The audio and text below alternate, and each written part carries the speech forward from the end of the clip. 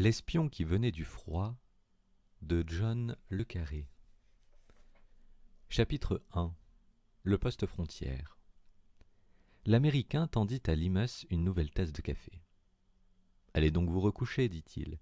S'il arrive, nous vous passerons un coup de fil. » Limas, qui observait la rue déserte par la fenêtre du poste frontière, ne répondit pas. « Vous ne pouvez pas l'attendre indéfiniment, insista l'autre. Peut-être viendra-t-il une autre fois. Nous nous arrangerons pour que la police contacte l'agence. De toute façon, vous pouvez revenir ici au moins de 20 minutes. » « Non, répondit Limas. Il fait presque nuit maintenant. »« Mais enfin, vous ne pouvez pas continuer à attendre comme ça.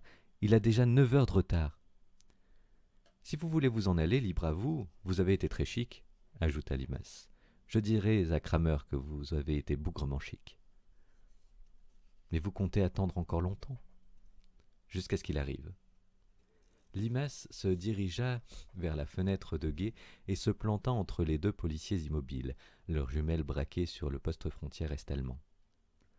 « Il attend la nuit, murmura-t-il. Je connais ça.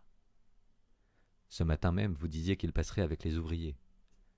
Les agents secrets ne sont pas des avions, ils n'ont pas d'horaire fixe. Il est brûlé, il se sauve et il a peur. Munt est à ses trousses, à l'heure qu'il est. Il a juste une petite chance de s'en sortir. Laissez-lui au moins choisir son heure. » Le jeune Américain hésita. Il avait envie de partir, mais ne trouvait pas d'occasion propice. Un timbre résonna à l'intérieur du poste. Ils entendirent, tous les sens en éveil. « Opel Record noir, immatriculé en Allemagne de l'Ouest », annonça un policier en allemand. « Il dit ça au jugé, » murmura l'Américain. « Il fait trop sombre pour y voir d'aussi loin. » Après réflexion, il ajouta. « Comment Munt a-t-il pu savoir ?»« Taisez-vous » lança Limas de la fenêtre. Un des policiers quitta le poste et s'avança vers l'abri de sacs de sable érigés tout contre la ligne blanche de démarcation qui coupait la route comme la ligne de fond d'un court de tennis. L'autre attendit que son collègue se soit accroupi derrière le télescope installé dans le blockhouse, puis il abaissa ses jumelles, décrocha son casque noir du porte-manteau et l'ajusta avec soin sur sa tête. Subitement, au-delà du poste frontière, les projecteurs à arc se déclenchèrent et leurs faisceaux illuminèrent la route à la façon d'une scène de théâtre. Le policier reprit son commentaire. Limas le connaissait par cœur. « La voiture s'arrête au premier point de contrôle. Un seul occupant. C'est une femme. On l'escorte jusqu'au poste des Vaupostes pour vérification d'identité. » Ils attendirent en silence. « Qu'est-ce qu'il a dit ?» demanda l'Américain. Sans daigner répondre, Limas s'empara de la paire de jumelles de réserve et le braqua sur les postes de contrôle de Berlin-Est. « Qu'est-ce qu'il a dit ?»« Vérification terminée. On l'admet au deuxième point de contrôle. »« C'est lui, monsieur Limas ?» s'enquit avec insistance l'Américain. « Je devrais peut-être appeler l'agence. » « Un instant. Où est passée la voiture ? Mais qu'est-ce qu'elle fabrique ? » ?»« Contrôle des devises, douane, » aboya Limas. Il observait intensément la voiture. 2 Vaupostes s'étaient plantés devant la portière du conducteur. L'un d'eux tenait le crachoir, l'autre attendait un peu en retrait. Un troisième se mit à rôder autour du véhicule. Il s'immobilisa devant le coffre, revint vers le conducteur, demanda les clés, ouvrit le coffre, l'examina, le referma et lui rendit les clés. Puis il parcourut une trentaine de mètres sur la route et s'arrêta à égale distance des 2 postes frontières. Devant une sentinelle est-allemande, silhouette solitaire, trapue, bottée et mal fagotée dans un pantalon flottant. Ils échangèrent quelques paroles un peu gênés sous la lumière crue des projecteurs. D'un geste négligent, les 2 premiers Vaupostes firent signe à la voiture de passer. Elle repartit et, arrivée à hauteur des 2 sentinelles qui se tenaient au milieu de la route, elle s'arrêta de nouveau. Les 2 hommes en firent le tour, s'écartèrent et reprirent leur conversation. Finalement, comme à regret, ils la laissèrent franchir la ligne et pénétrer en secteur allié. « Vous attendez bien un homme, n'est-ce pas, Limas ?» demanda l'Américain. « Oui, un homme. » Limas remonta le col de sa vareuse, sortit dans le vent glacé d'octobre et s'avança vers la voiture. « Où est-il » demanda-t-il à la conductrice. « Ils sont venus le chercher, il s'est sauvé, à vélo. Ils ne savent probablement rien de moi. »« Où est-il » Nous avions une chambre près de la porte Brandebourg, au-dessus d'un café. Il y gardait quelques affaires, de l'argent, des papiers. Je pense qu'il y a dû y aller. Ensuite, il va s'amener et va essayer de passer. Ce soir, c'est ce qu'il a dit. Tous les autres se sont fait pincer. Paul, Virek, Lancer et Salomon. Il va falloir qu'il se presse. Limus la regarda un moment sans mot dire, l'air ébranlé. Lancer aussi. Hier soir. Un policier les avait rejoints. Il faudrait bouger de là, dit-il. Interdit de bloquer le poste frontière. Limus se retourna à demi. Va te faire foutre, dit-il brutalement. L'Allemand se raidit. Montez, dit la femme. On va aller jusqu'au carrefour. Il prit place à côté d'elle et, à faible allure, ils gagnèrent le premier virage. J'ignorais que vous aviez une voiture, dit-il.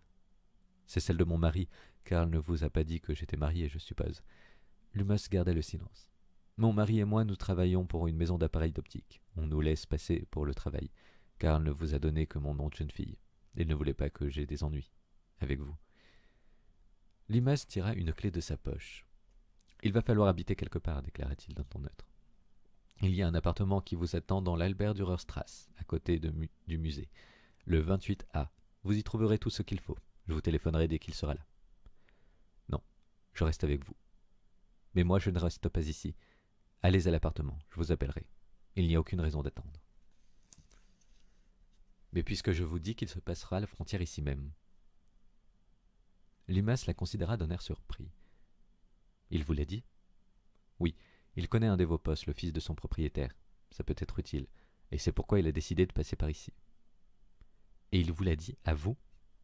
Il a confiance en moi, il m'a tout raconté. Eh ben merde alors.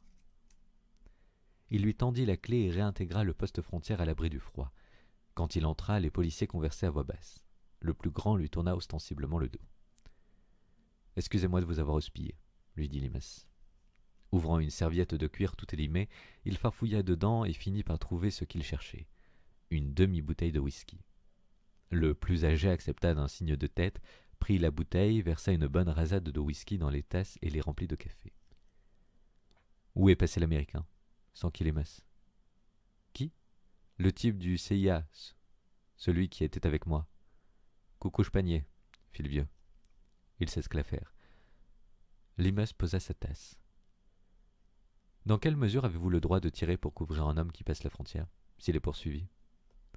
On ne peut pas ouvrir le feu pour le couvrir que si les Vopos tirent dans notre secteur. Autrement dit, il faut qu'il ait déjà passé la ligne. Nous, on ne peut pas couvrir sa fuite, monsieur. » Thomas, déclina Limas. Thomas. Ils échangèrent une poignée de main, chacun d'eux marmonnant son nom. Nous ne pouvons pas couvrir le feu pour le couvrir, reprit le plus âgé. C'est le règlement. Sinon, c'est la guerre, à ce qu'on nous a dit. J'ai un type qui passe ce soir, déclara carrément Limas. Ici? Il faut le tirer de là à tout prix. Il a les hommes de Munt à ses trousses.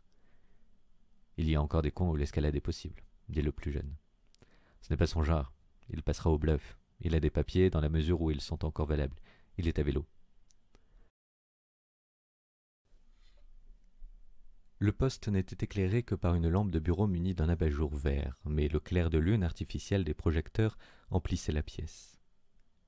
La nuit était tombée, et avec elle le silence. Il parlait à voix basse comme s'il craignait des oreilles indiscrètes. Limas allait se poster à la fenêtre et attendit. Devant lui s'allongeait la route. De part et d'autre courait le mur, affreux mania de parpaings sales et de barbelés qui, sous l'effet d'une pitoyable lumière jaunâtre, faisait décor de camps de concentration. De chaque côté du mur s'étendait le Berlin non reconstruit, monde de ruines en 2 dimensions, vestige désolé de la guerre. « La foutue bonne femme !» pensa Limas. « Et quel idiot ce Karl de m'avoir menti ! Menti par omission, bien sûr, comme tous les agents secrets du monde. On leur apprend à tricher, à effacer leurs traces, et ils se paient votre fiole. » Karl ne lui avait montré cette fille qu'une fois, après le dîner à la Schurzstrasse, l'année précédente. Karl venait de réussir une magnifique razzia de tuyaux et Contrôle en personne avait demandé à le voir. Contrôle tenait à être là pour la distribution des lauriers. Ils avaient dîné ensemble, Limas, Contrôle et Karl, ce dernier frétillant comme un poisson dans l'eau. Il s'était amené à sticker comme un gosse pour l'école du dimanche, briqué comme un sous-neuf, faisant des tas de politesses, ôtant son chapeau, respectueux en diable. Contrôle lui avait serré la main durant 5 bonnes minutes. « Je tiens à ce que vous sachiez à quel point nous sommes contents de vous, Karl. Vraiment très contents. » Limas les observait. « Ça va encore nous coûter 200 livres par an, songeait-il. » À la fin du dîner, Contrôle leur secoua vigoureusement la main une fois de plus et leur fit comprendre avec un hochement de tête significatif qu'il devait partir, qu'il lui fallait encore aller risquer sa vie dans un autre secteur. Après quoi, il monta dans sa voiture où l'attendait son chauffeur. Alors Karl éclata de rire et Limas l'imita. Ils avaient depuis longtemps fini le champagne qu'ils riaient encore. Ensuite, sur l'insistance de Karl, ils se rendirent à l'Alterface, où y trouvèrent Elvira, une blonde d'une quarantaine d'années, à l'air coriace. « Mon petit vieux, » lui dit Karl, « je te présente mon secret le plus intime et le mieux gardé. » Limas était furieux. Ils eurent un peu plus tard une sérieuse prise de bec. « Qu'est-ce qu'elle sait au juste? Et d'abord qui est-ce? Comment l'as-tu connue ?» Karl renfrogné refusait de répondre. Par la suite, les choses s'envenimèrent. Limas voulut modifier la routine habituelle, changer les lieux de rendez-vous, les mots de passe, mais cela déplaisait à Karl. Il savait ce que sous-entendaient ces exigences et n'appréciait pas. « Mais si tu n'as pas confiance en elle, c'est trop tard, » trancha-t-il. Limas se le tint pour dit et se la boucla. Mais dès lors, il se montra prudent, se confia moins à Karl et eut davantage recours aux astuces classiques des techniciens de l'espionnage. Et maintenant, elle était là, dans sa voiture, au courant de tout, connaissant le réseau de A à Z, et même la planque la plus sûre. Tout. Pour la énième fois, Limas se jura que jamais plus il ne ferait confiance à un agent secret. Il alla au téléphone et composa le numéro de son appartement. Frau Martha lui répondit. « Nous avons des invités à la Durerstrasse, annonça-t-il. Un homme et une femme. »« Mariés ?» lui demanda Frau Martha au bout du fil. « Presque. » Il l'entendit rire de son rire affreux. Comme il raccrochait, l'un des policiers se tourna vers lui. « Vite, Herr Thomas !» Limas se précipita à la fenêtre de guet. « Un homme, Herr Thomas !» murmura le jeune policier. « Un homme à vélo !» Limas prit les jumelles. « Karl !» Pas d'erreur possible, même à pareille distance. C'était bien sa silhouette couverte d'un vieil imperméable de la Wehrmacht poussant une bicyclette. « Il a réussi !» se dit-il. « C'est sûr, maintenant. Il a passé la vérification d'identité, plus que les devises et la douane. » Il le regarda adosser son vélo à la barrière et se dirigeait d'une allure désinvolte vers le poste de douane. « N'en remets pas trop, » souffla Limas angoissé. Karl sortit enfin, salua gaiement le garde-barrière et le poteau strié de rouge et blanc s'éleva lentement dans les airs. Il était passé. Il venait vers eux, il avait réussi. Plus que le Vopo au milieu de la route, la ligne à traverser et il serait à l'abri. À cet instant précis, il lui sembla que Karl percevait un bruit suspect et pressentait un danger. Jetant derrière lui un regard inquiet, il se courba sur le guidon et se mit à pédaler furieusement. Il ne restait plus maintenant sur le pont que la sentinelle solitaire. Elle se retourna vers Karl et le regarda venir. Et tout à coup, inopinément, les projecteurs s'allumèrent et leur faisceau d'un blanc incandescent le prirent au piège, tel un lapin fasciné par des phares d'auto. Une sirène déclencha son hurlement de scie mécanique et un tumulte de commandements affolés retentit.